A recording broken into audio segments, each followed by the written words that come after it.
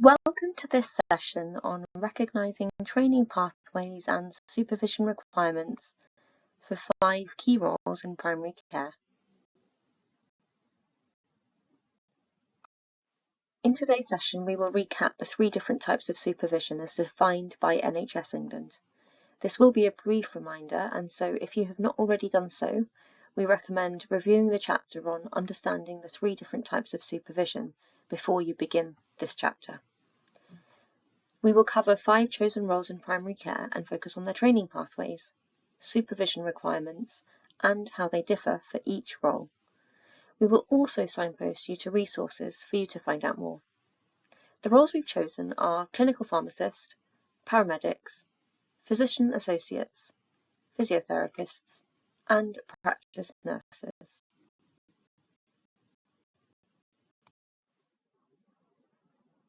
Before moving into the 5 different roles, this slide is a quick recap of the 3 different types of supervision.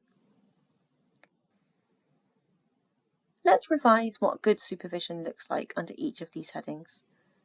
For educational supervision in green, you will understand that the supervisee's skill set on arrival, identify learning needs, assess competency, provide training, and flag any problems.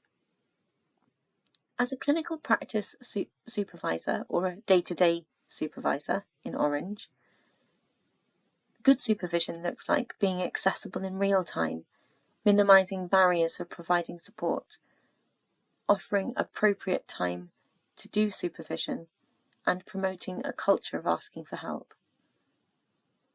As a professional supervisor in the red column, your role is to know a supervisee and their strengths, weaknesses, and interests.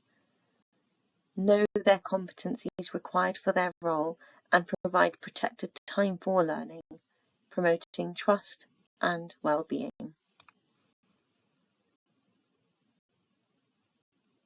We explore the training pathways in more detail. I invite you to consider a time when you have supervised someone from a role different to your own. I will read through the guided exercise. Please pause at any time to complete the activity at your own pace.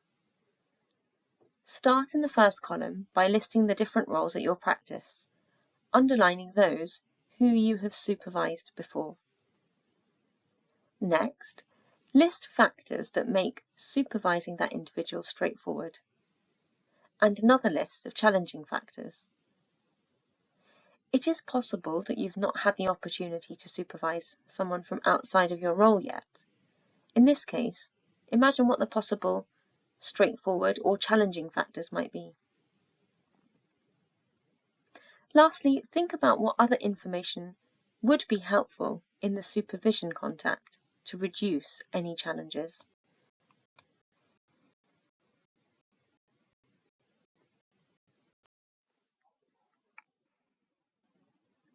Interprofessional supervision has been a topic discussed throughout the series on supervision. Here are some of the factors that have commonly come up in those discussions. When we think of potential challenges, it is recognised that supervisors may lack knowledge about other professional training pathways. It can be challenging when supervisors do not know what to expect in terms of a supervisee's capability and competency at each stage of training and even post-registration. Some supervisors have fed back that they feel uncertain about trusting the supervisor's knowledge or clinical skills and have felt uncertain with managing that risk. On the bottom of the slide, we have outlined some resources where you could find out more information to help overcome some of these challenges. Each of the 5 NCL boroughs has a multi-professional educator group, known as an MPEG, with a named contact who leads on the delivery of workshops for supervisors. Further details, including contact information about these MPEGs, is at the end of the chapter. Arranging a meeting between supervisor and supervisee early in placement can help identify learning needs, which should include competencies and capabilities. There are also frameworks for each profession, which include more detail on what to expect of the supervisee at different stages of training and post-registration.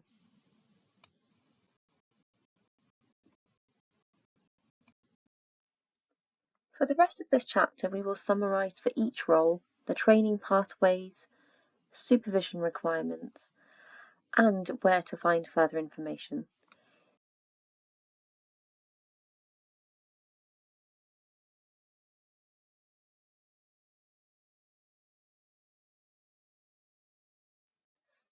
In this section, we will explore training pathways and supervision requirements for paramedics, and where to find further information. Following registration, most paramedics will enter their careers direct via the ambulance service. Others may seek experience in other settings, including primary care. It can take a further 5 years to qualify as a first contact practitioner, which requires higher level education qualifications, such as a PG certificate. To progress to become an advanced practitioner, there are 3 options listed here.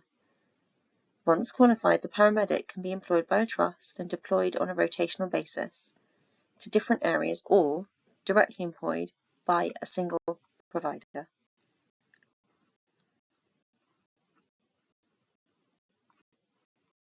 Here we have an outline of how to supervise paramedics at different levels of training. A paramedic will require the input of the educational, clinic, and professional supervisors to complete the portfolio of work. The portfolio consists of a range of activities which include observed clinical events, as well as patient feedback and case discussions. Let's take a look at the diagram to the right, which outlines the paramedic's progression from novice to advanced contact practitioner. In the early trainee days, a paramedic may require input from the clinic supervisor at the end or between each clinical session. Ensuring there is adequate protected time to support with completing the portfolio events and work-based assessments is crucial. As the paramedic completes training and becomes known as a first contact practitioner, their supervision requirements may change. As we have highlighted before, supervision becomes easier if an early meeting takes place between the supervisor and supervisee to establish what the learning needs are and what the competencies and capabilities are that need developing. A paramedic can opt to develop their knowledge and skills base in particular clinical, leadership, or educational domains. Some opt to develop specific areas of expertise and can go on to continue in higher education and obtain formal qualifications. An advanced practice paramedic will have a broader scope of practice and be able to care for more complex patients. They may still require a debrief, and the amount will depend on their familiarity to their current clinical setting. If new to primary care, they may require more debrief in the first few weeks. However, they may be more inclined to take on and be supported in leadership roles within their settings, or supervise other first contact paramedics. For more information about the advanced practice supervision, please continue further into the chapter. On this slide, we can see and understand who can supervise who in primary care. A GP can supervise any of these roles, but must have undertaken the GP supervisor course and completed training hub approval. Only GPs can supervise a physician's associate. Otherwise, anyone from any professional role, as long as they have undertaken the London Multi-Professional Supervisor course, can supervise, for example, a clinical pharmacist, paramedic, physiotherapist, or practice nurses. Please note the subtle difference with MSK first contact practitioners, where their educational supervision is provided by the higher education institutes. For further information about supervision requirements, please access the resources at the end of the chapter.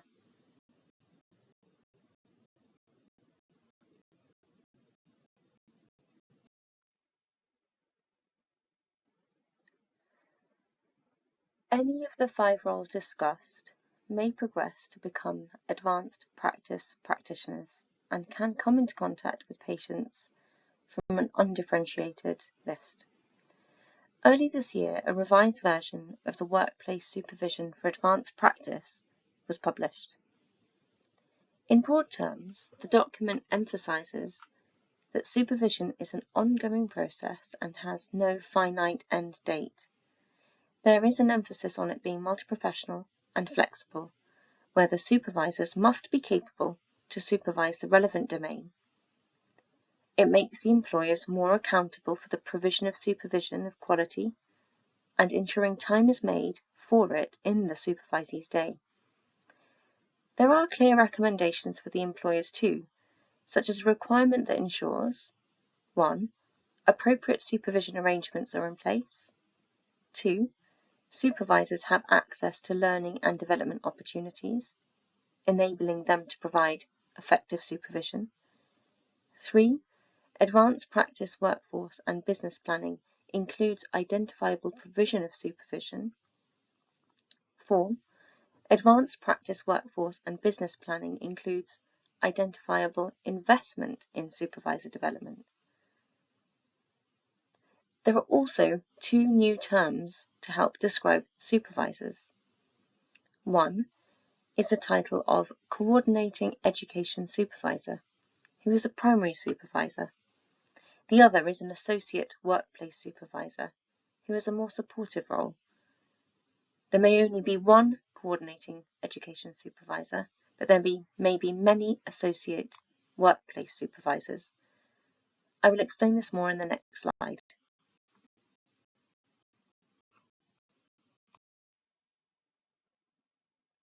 The Coordinating Education Supervisor provides overarching supervision and coordination of the learning of the supervisee and is able to oversee the progression of the supervisee.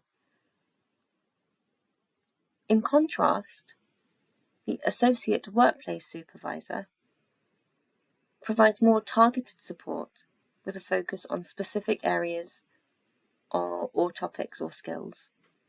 Together, they ensure safe, effective development to advance practice.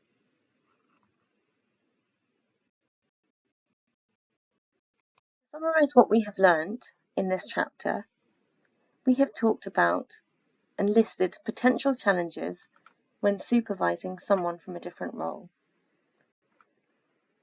You have an awareness of training pathways of the 5 different roles, an awareness of supervision requirements for each of those roles, and you should know now where to find supervision guidance for any of those roles who are taking on advanced practice. At the end of the chapter, you will find further resources and support.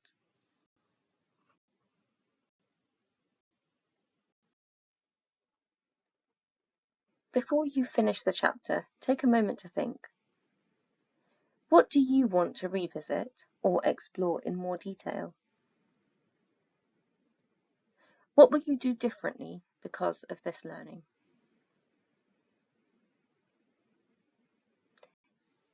Consider making an action plan in your appraisal or discussing it at your next workplace review.